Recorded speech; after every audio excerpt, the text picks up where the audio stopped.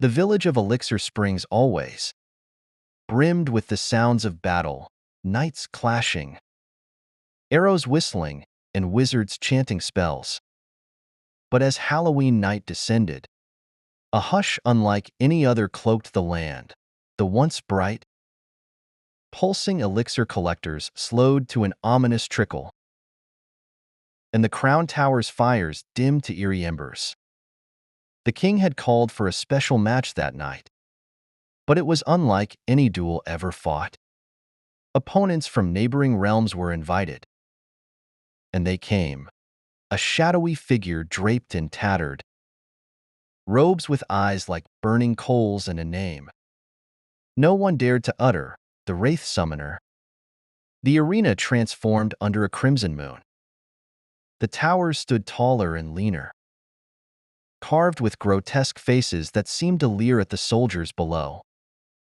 As the gates lifted, the Wraith Summoner stepped in, flanked not by barbarians or archers, but by twisted phantoms with hollow faces.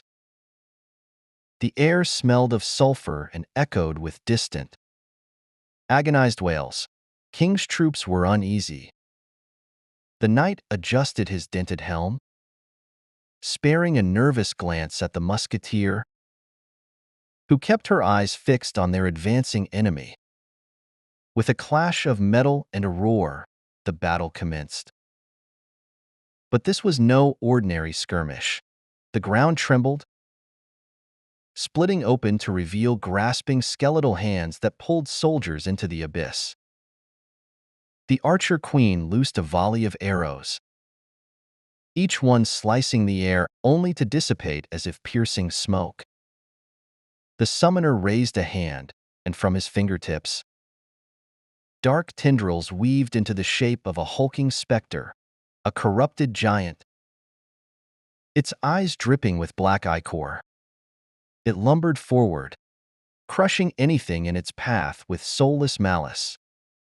Desperate, the king's wizard unleashed a fireball, but the giant absorbed it, growing stronger, a guttural laugh rumbling from its hollow chest. One by one, king's warriors fell or fled. The battleground grew colder, covered in a thin frost despite the fire raining from the towers. Only the knight stood firm, sword in hand, breath misting in the chill air. With a determined cry, he charged at the Wraith Summoner.